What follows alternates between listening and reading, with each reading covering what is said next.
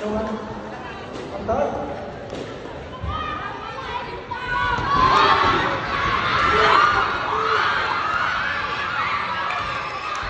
Martinez throwing a combination of overhand punch, cross, and a hook.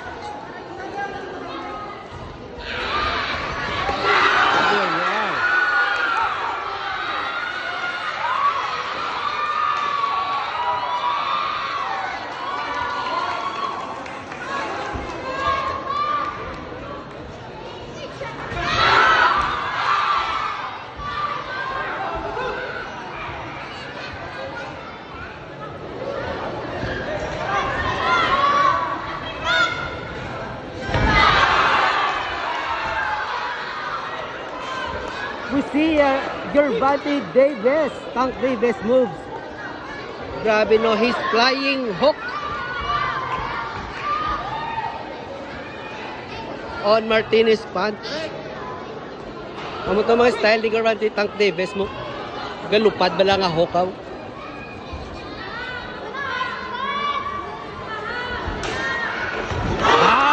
Again and again.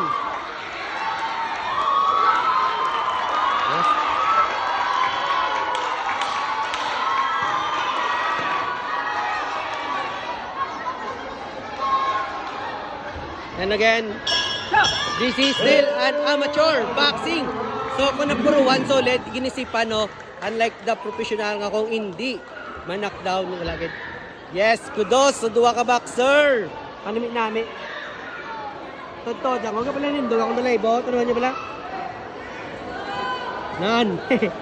Panimik nami sa ilampang. Rep. No nami, no na kampang nila bis kaya gatanaw lang ko di gani akong nalaybo ka ano mo. Gatindog mo. Oy, spotted. Ha?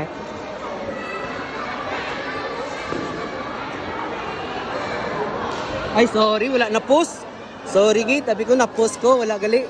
Nakuha gid sa video, no.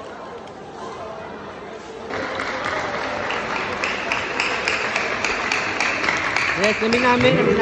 After 3 rounds winner by unanimous decision. Great winner from Martinez. Yes, congratulations, the rising star of Negros Occidental, Arnold Martinez.